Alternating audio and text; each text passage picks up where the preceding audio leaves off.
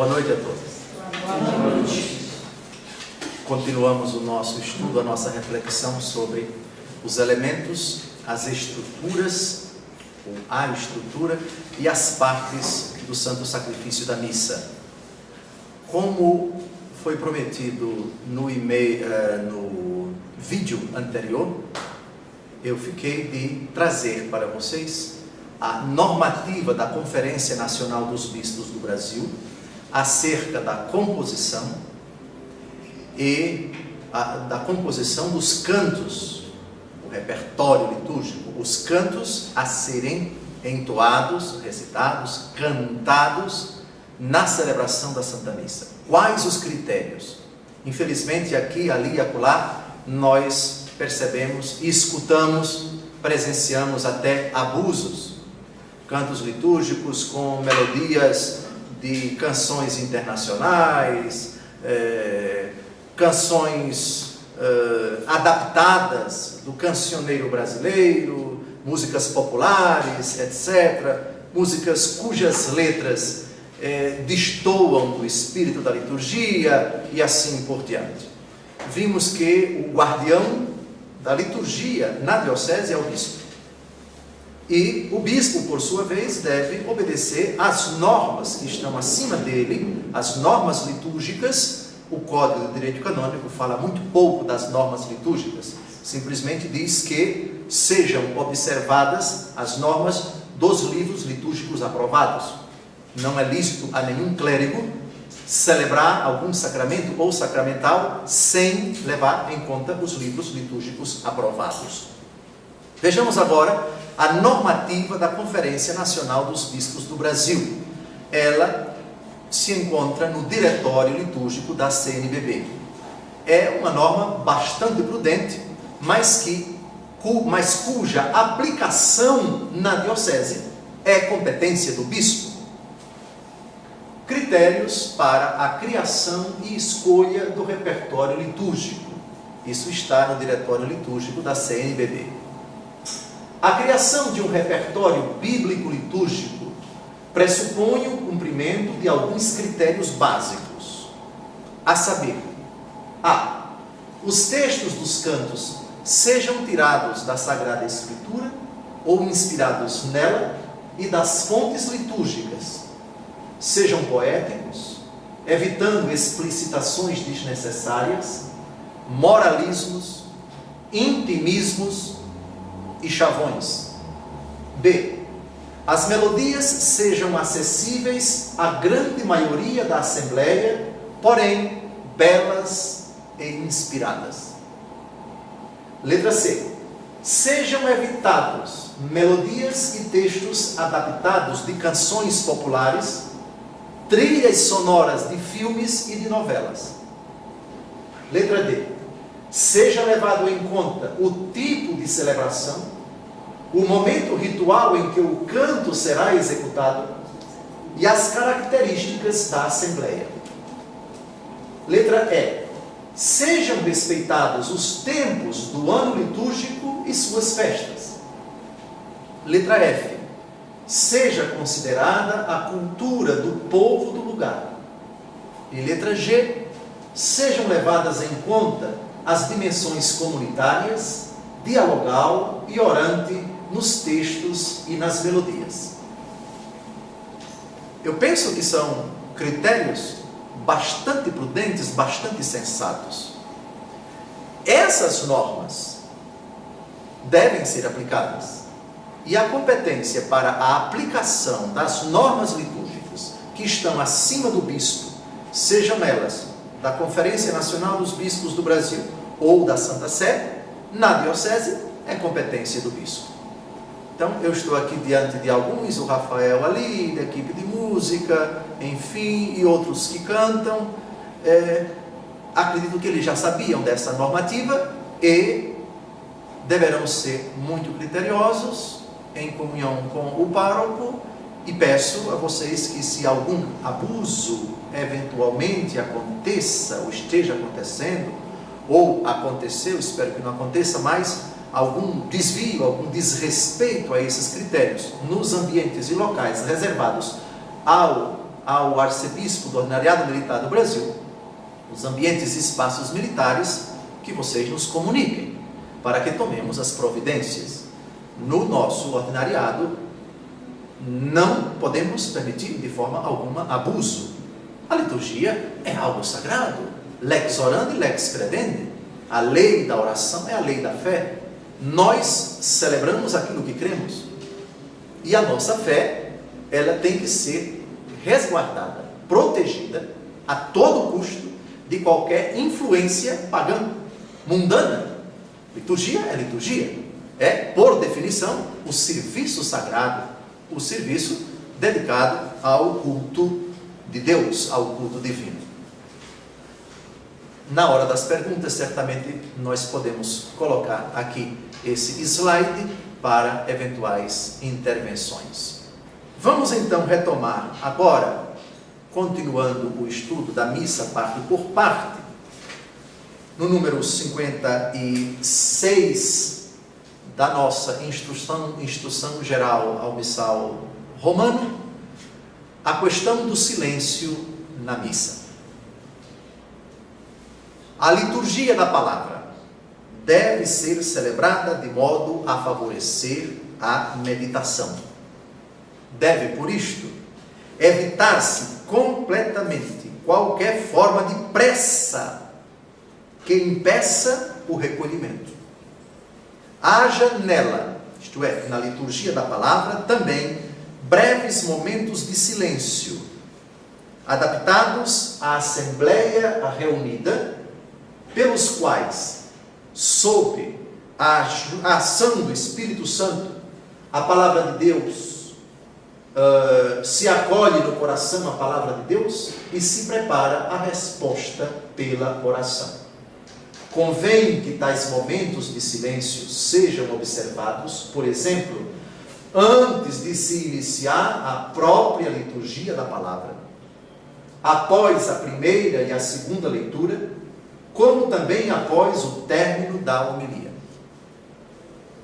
Há um texto da Escritura que muito me agrada e que ele define bem o silêncio no céu. Uma coisa talvez que poucas pessoas pararam para pensar. No céu haverá silêncio, que não pode ser confundido com monotonia, por favor. Há silêncios solenes e silêncios aterrorizadores. Há silêncio de paz e silêncio de cemitério. Há silêncio comovente e há silêncio de velório. O silêncio que nós vamos ouvir agora, peguem a Bíblia, no Apocalipse, capítulo 8, versículo 1. Se não me engano, é quando o último selo é tirado. Reparem o que é que acontece no céu. A liturgia, nós já afirmamos aqui inúmeras vezes, Apocalipse capítulo 8, versículo 1. A liturgia é uma antecipação da realidade celeste. A Sacrosanto Concílio diz que na liturgia antegoza-se, antecipa-se, celebra-se antecipadamente a liturgia celeste. É já uma antecipação, um antegozo da felicidade sem fim. Redescobrir o valor do silêncio na missa, nos dias agitados de hoje, é uma exigência. Leia em voz alta, por favor, uma voz feminina. Quando enfim abriu o sétimo selo, fez-se silêncio no céu cerca de meia hora. Silêncio no céu, cerca de meia hora. Sem dúvida, o céu é definido na Bíblia como o banquete celeste. E onde tem banquete tem festa. Mas uma festa onde o silêncio tem o seu lugar. Esse silêncio aí é de expectativa. É de estupefação, de ansiedade pelo que está para acontecer. Tanto é que, lendo o capítulo 8, o desdobramento do selo que é aberto, coisas grandiosas vão acontecer. Porque os eleitos lá no céu estão aguardando o que é que vai acontecer agora. Então, aquele silêncio.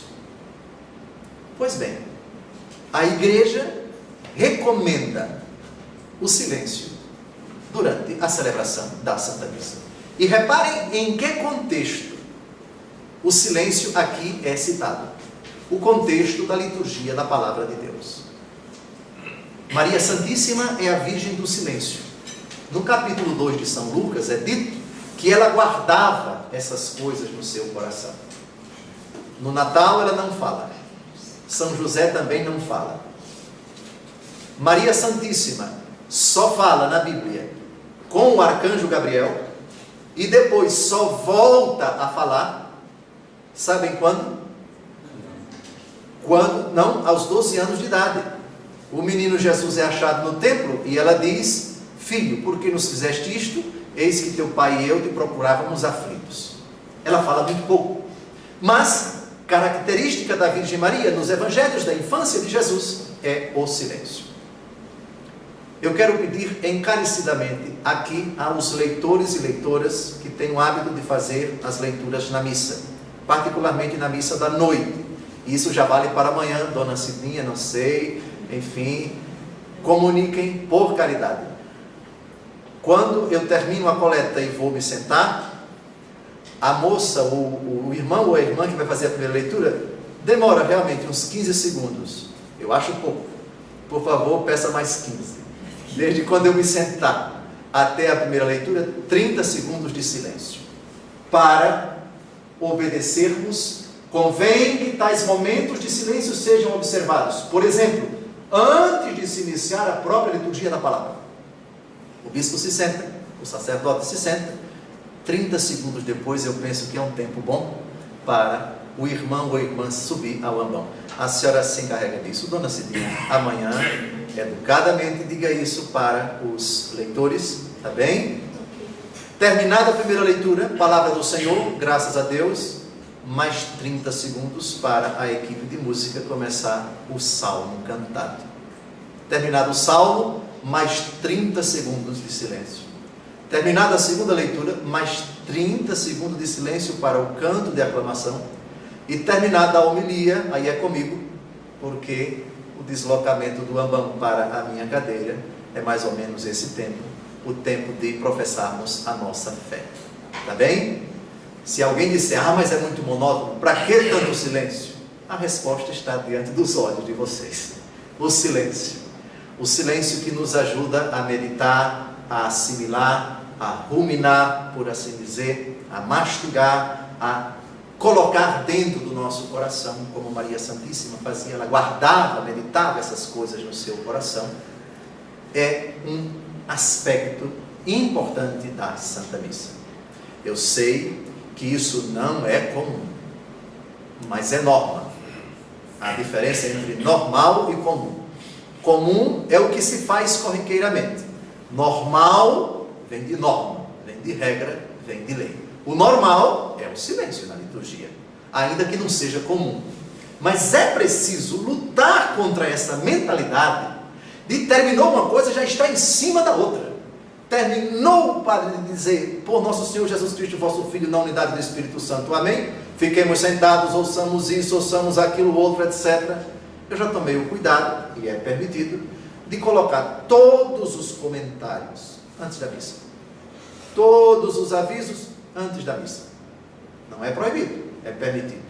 Como também é permitido fazer comentários, como já vimos aqui no missal, entre uma leitura e outra, enfim, e comentários no final da missa, antes da bênção final, também é legítimo.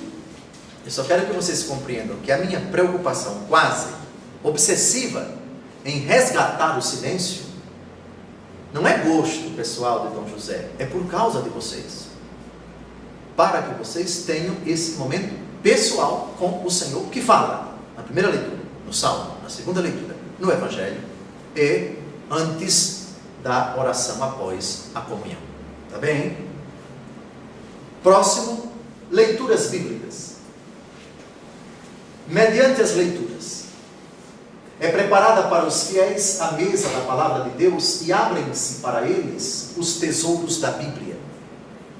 Por isso, é melhor conservar a disposição das leituras bíblicas pela qual se manifesta a unidade dos dois testamentos e da história da salvação. Nem é permitido trocar as leituras e o salmo responsorial, constituídos da palavra de Deus, por outros textos não bíblicos.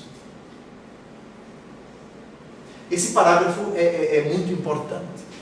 Quem tem o hábito de acompanhar a Santa Missa, ou pelo menos de ler as leituras diárias da liturgia em casa, seja lá de que maneira for, percebe que as leituras do Antigo Testamento e do Novo Testamento, elas estão profundamente concatenadas nas solenidades e domingos e solenidades.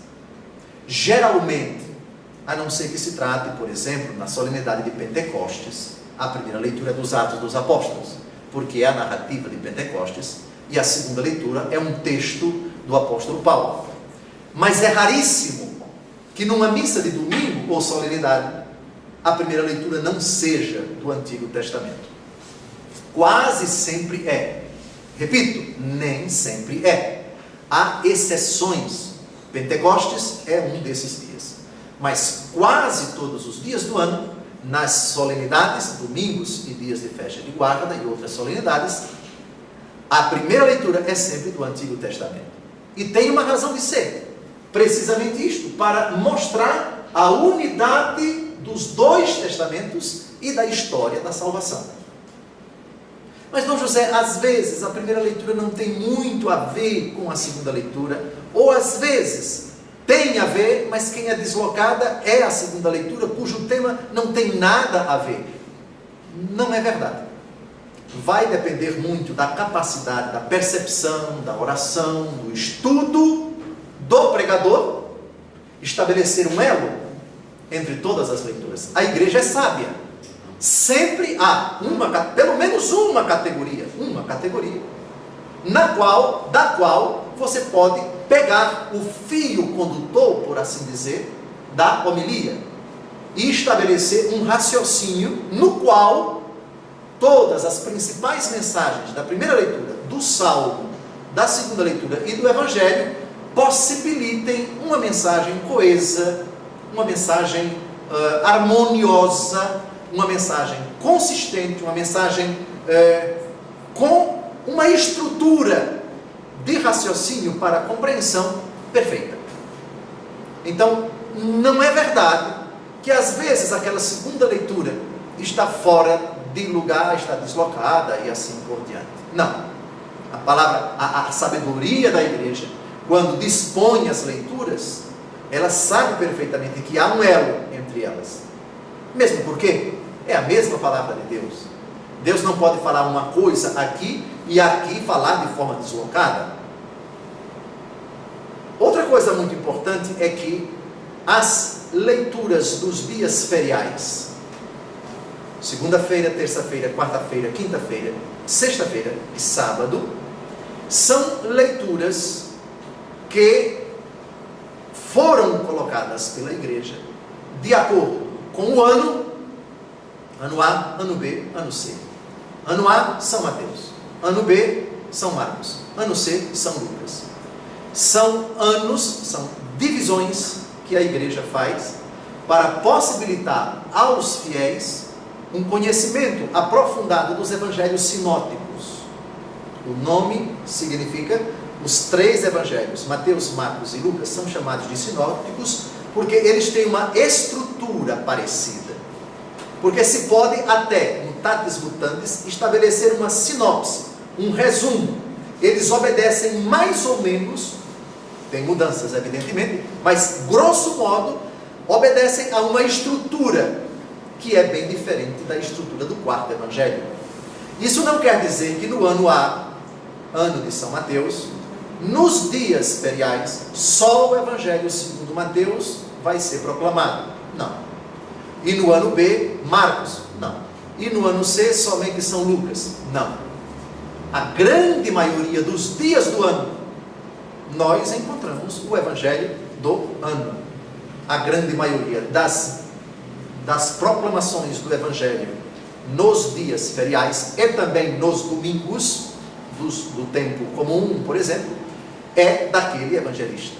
Mas isso não é uma regra. Às vezes acontece que um determinado domingo o argumento não se encontra lá no evangelista Mateus, mas em Marcos, mas em Lucas, mas em João, e aí o evangelho é inserido ali. Então, não significa dizer que nós estamos agora no ano C, se não me engano, ano de São Lucas. Isso não quer dizer que todos os domingos do ano C, só o evangelista Lucas é citado, é contemplado. Não é bem assim. As leituras do tempo, as leituras feriais, elas obedecem à seguinte estrutura: anos ímpares, determinadas leituras; anos pares, determinadas leituras; para os anos ímpares, determinadas leituras, e o salmo que responde àquela leitura. Para os anos pares, idem. Depois nós veremos quais os critérios que a igreja utiliza para a divisão das leituras. Porque determinados livros da Bíblia não entram em nenhum dos 3 ciclos litúrgicos, ano A, ano B e ano C. Porque outros entram com tanta insistência. Porque determinados textos às vezes até repetem. Tudo isso é um assunto posterior. Porque estamos aqui diante de livros litúrgicos diferentes do missal romano. O missal romano, ele não contempla as leituras, mas a estrutura, os elementos e as partes da Santa Missa. Número 58. Na celebração da missa com o povo, as leituras são sempre proferidas do ambão.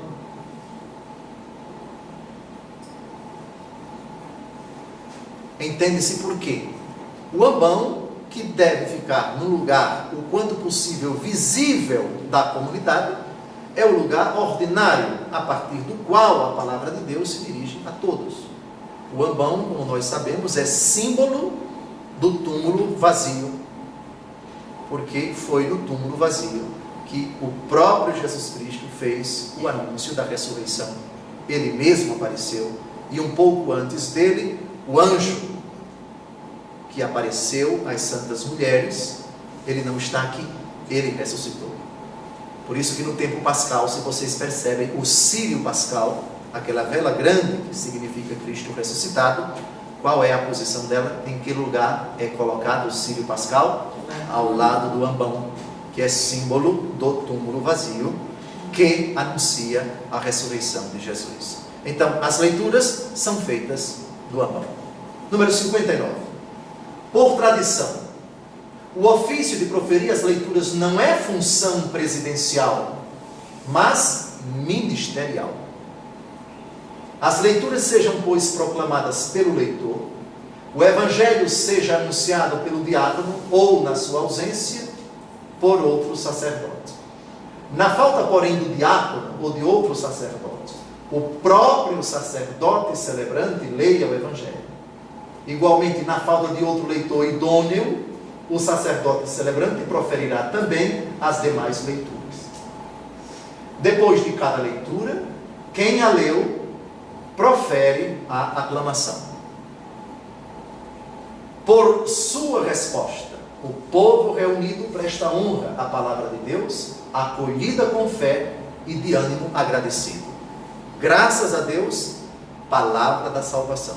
É a resposta da comunidade.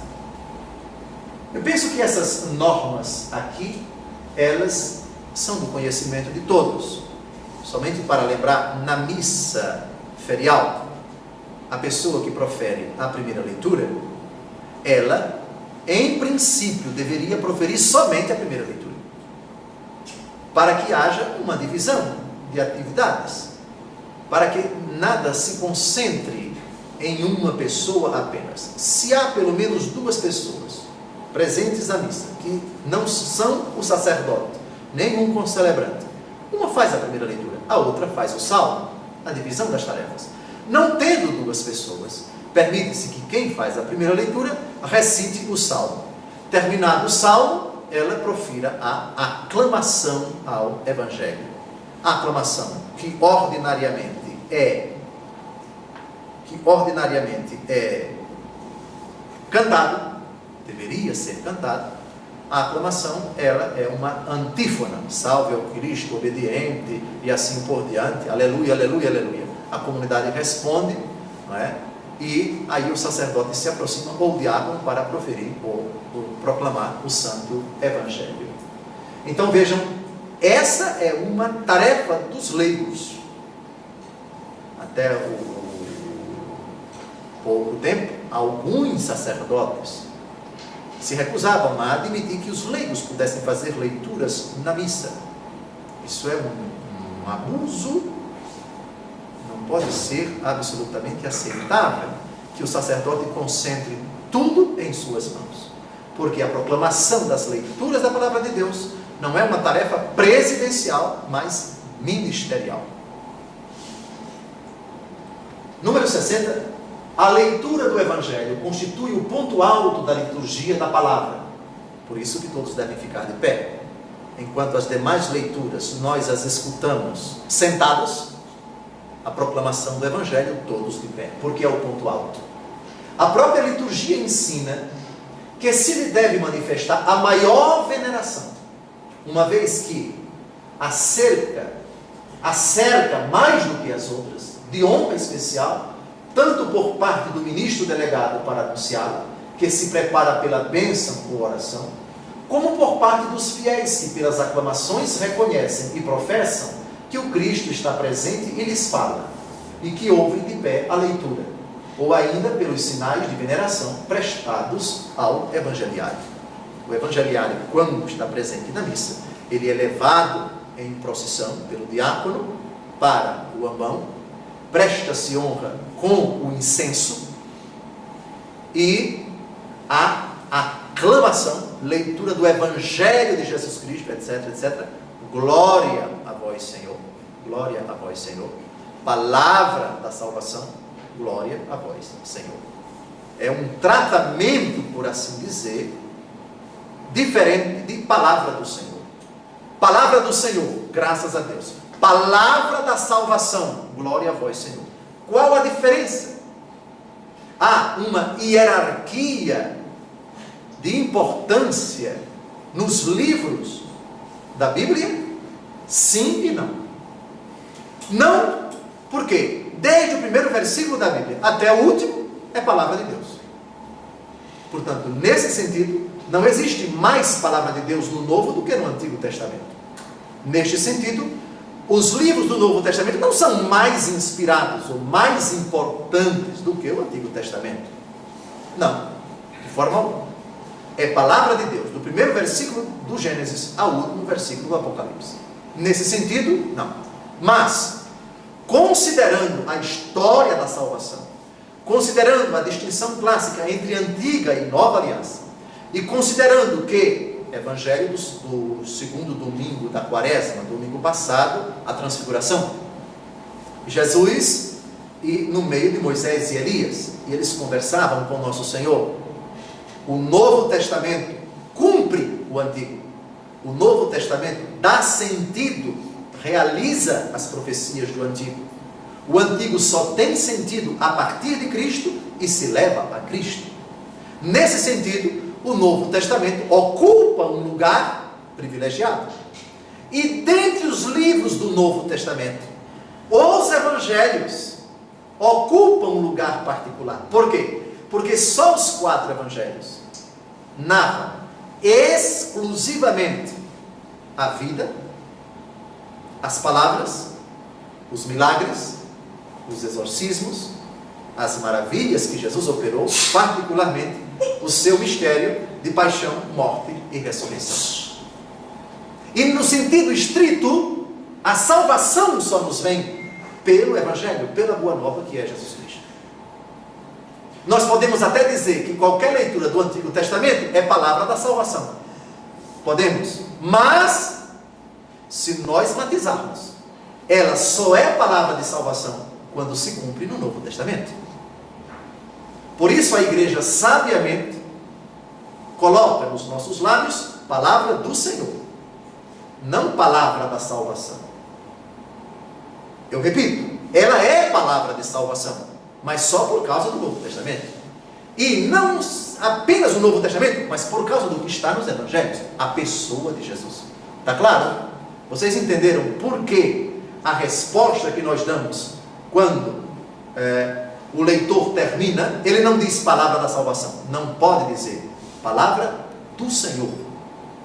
Graças a Deus. Mas o Evangelho é diferente. Palavra da salvação. Glória a vós, Senhor. Repare que o título é Senhor. É um título específico para Jesus.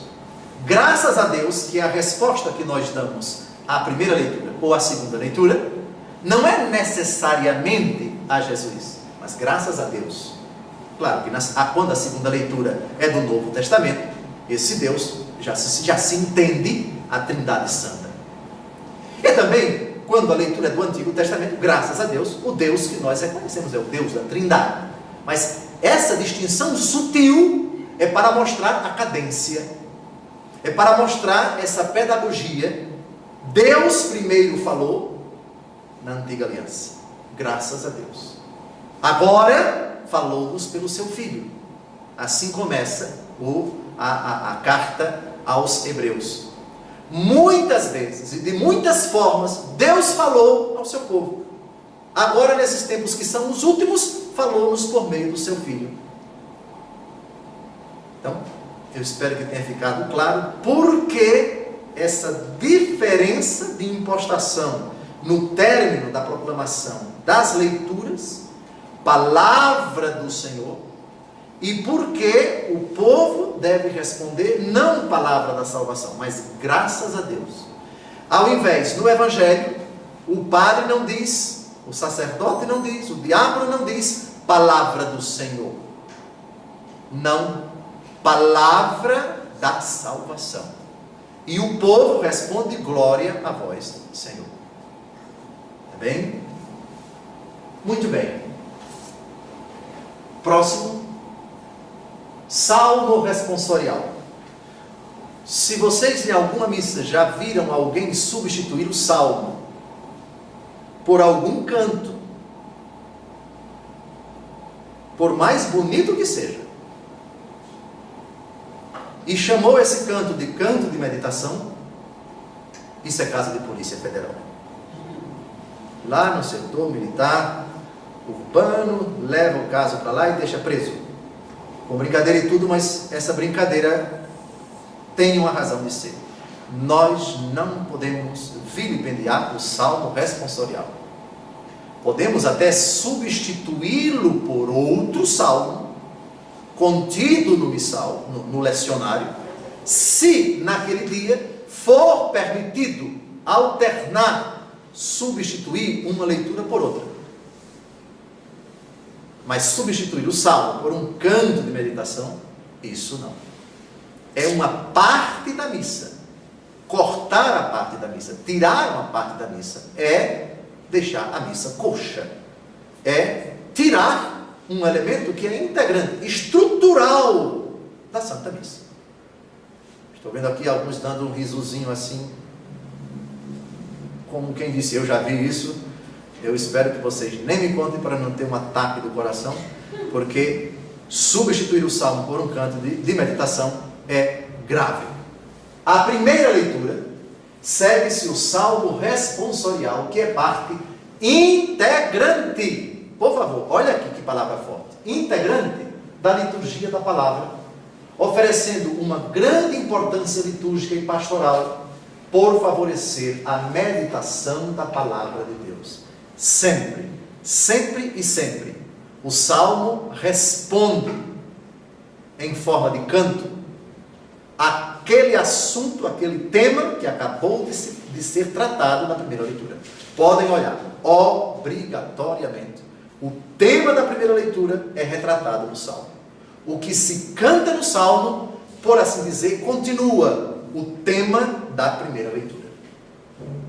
O salmo responsorial deve responder, daí vem a palavra responsório, de responder, a cada leitura, e normalmente será tomado do lecionário.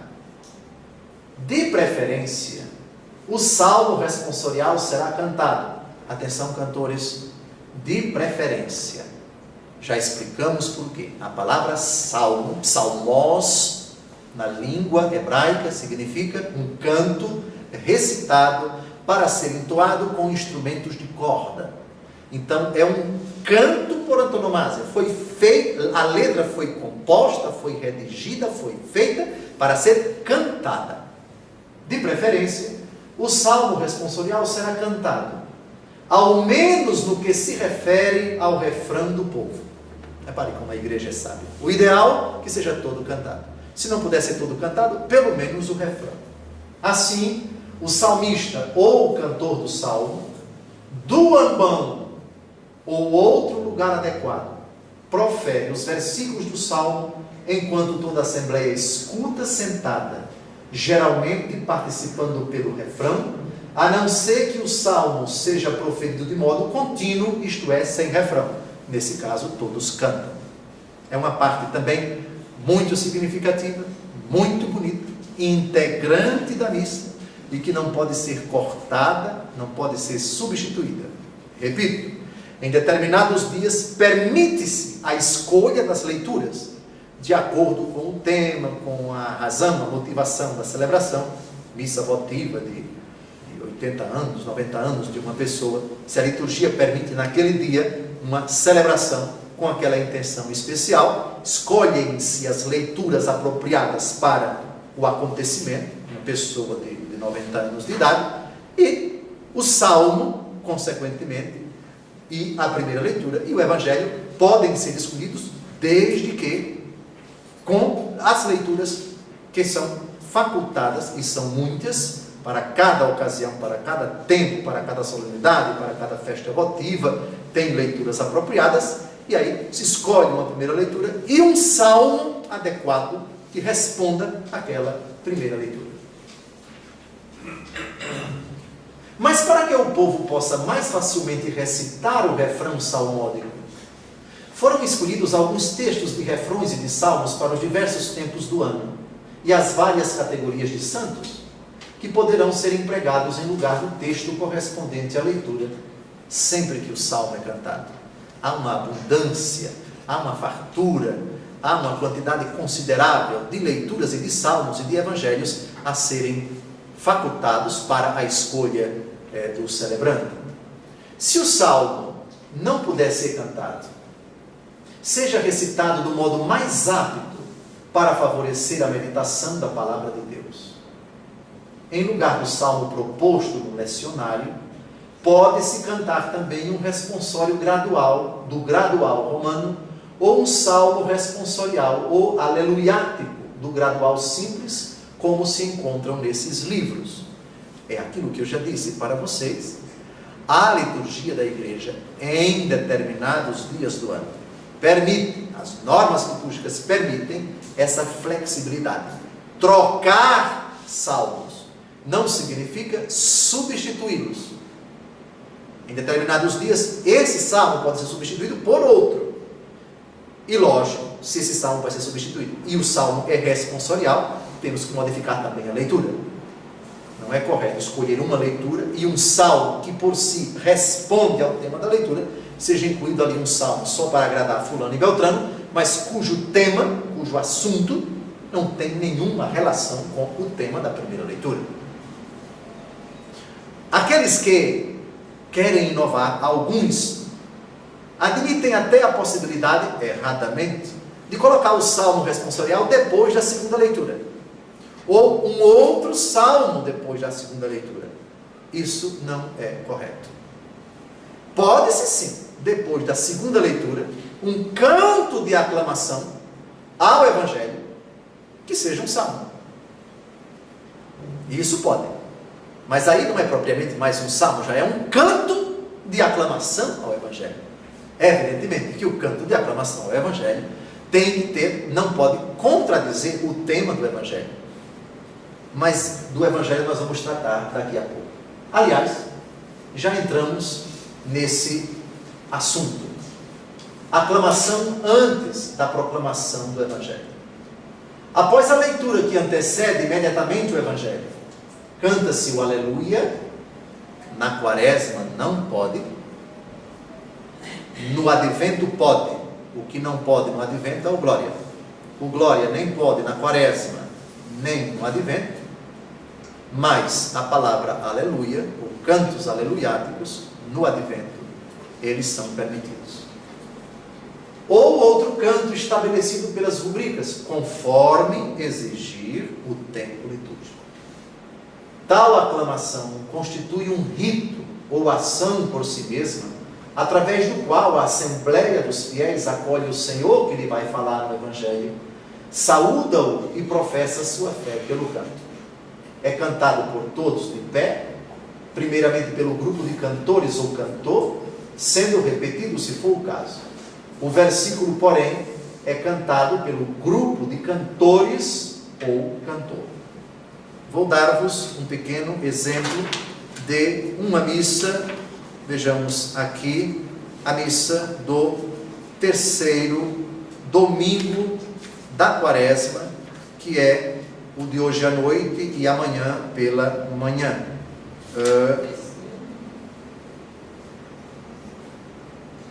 Não, vou ficar devendo isso para vocês. O canto de aclamação está no Evangeliário. Não precisa. As antífonas, elas não estão aqui, evidentemente, porque esse não é um livro de leituras. Elas estão no lecionário. Então, vou ficar devendo para vocês. Mas sempre tem uma antífona que é proclamada e a comunidade responde com um canto. A comunidade canta, recita-se a antífona, cantada ou recitada, e depois a comunidade canta. Próximo. Aleluia. É cantado em todo o tempo, exceto na quaresma. Já disse isso ainda há pouco. O versículo é tomado do lecionário, não do legionário, do lecionário ou do gradual. No tempo da quaresma, no lugar do aleluia, canta-se o versículo antes do evangelho proposto no lecionário. Pode-se cantar também o segundo salmo ou trato, como se encontra no gradual. E se permite também a recitação de um outro canto. Mas a escolha dos cantos, considerando o... Obrigado, Aparecida. A escolha dos cantos não é algo subjetivo, nem do padre, nem da equipe de músicas. Há de se observar este conjunto de regras que nós vimos no início desse vídeo. Próximo. Havendo apenas uma leitura antes do Evangelho, no tempo em que se diz o aleluia, pode haver um salmo aleluiático, ou um salmo e o aleluia com seu versículo. No tempo em que não se diz o aleluia, que é o nosso atual, quaresma, pode haver um salmo e o versículo antes do evangelho, ou somente o salmo. Nesse caso, o próprio salmo já seria o canto de aclamação ao evangelho. Também é permitido. O aleluia ou o versículo antes do evangelho podem ser omitidos quando não são cantados, o que dá mais tempo para o silêncio. Então, terminou o salmo responsorial, ninguém canta, aguarda-se um pouquinho de silêncio, é o período em que a comunidade se levanta, aguarda em oração o evangelho que vai ser proclamado, ou ainda está refletindo sobre a leitura que acabou de ouvir, e o salmo que acabou de escutar, e o sacerdote proclama o evangelho. E para concluir, número 64, a sequência, que exceto nos dias da Páscoa e de Pentecostes é facultativa, é cantada antes do aleluia. Por exemplo, a sequência de Pentecostes. É um hino antiquíssimo que a igreja propõe como facultativo. Reparem o verbo, a expressão é facultativa, cantada antes do aleluia. Há algumas sequências, a sequência da Páscoa, a sequência de Pentecostes, enfim, que ajudam os fiéis a aprofundar o tema do dia, a solenidade que está em andamento, a solenidade daquele dia. Terminamos? Sim. Vamos deixar a homilia para o encontro que vem. Por quê? Porque ela merece nossa atenção especial. Uma boa homilia deve conter o quê? Quais as características de uma homilia segundo os critérios da igreja? Nós vamos falar, lembrem-me disso, no próximo sábado, de algumas categorias que não podem faltar numa homilia. A homilia tem que ser eclesiológica, igreja. Ela tem que ser cristológica, Cristo. E cristocêntrica, Cristo como centro. Ela tem também que ter uma dimensão sacramental. A igreja, sacramento de Cristo, Cristo, sacramento do Pai, os 7 sacramentos da igreja, particularmente o batismo e a Eucaristia. Tem que ter uma dimensão parenética, uma exortação à mudança de vida, à conduta, ao comportamento dos fiéis. E a homilia tem também que ter uma conotação escatológica. Ela deve projetar, porque faz parte da essência, não é uma dimensão extrínseca, mas uma dimensão do próprio âmago, do mistério da fé, o desdobramento nos últimos acontecimentos: morte, juízo particular, juízo final, inferno, paraíso, purgatório e assim por diante. Os novíssimos.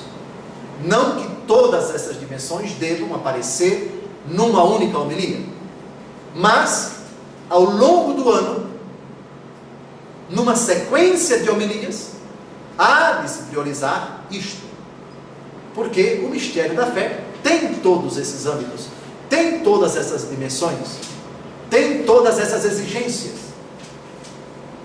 Os sacramentos, Cristo como centro, ainda que numa solenidade em honra da Virgem Maria, Cristo é o centro. A pregação deve estar voltada ao Pai por meio do Filho, na força do Espírito. Maria Santíssima, no caso, ocupa um lugar importante, mas ela não é o centro. O homileta, o pregador, há de, partindo da realidade da Virgem Maria, colocar Cristo, que nela fez grandes coisas, e exaltar Cristo nela, e a partir dela levar os fiéis a glorificar, bendizer, servir, adorar o Pai, o Filho e o Espírito Santo. Boa noite, veremos isso no próximo sábado, se Deus quiser.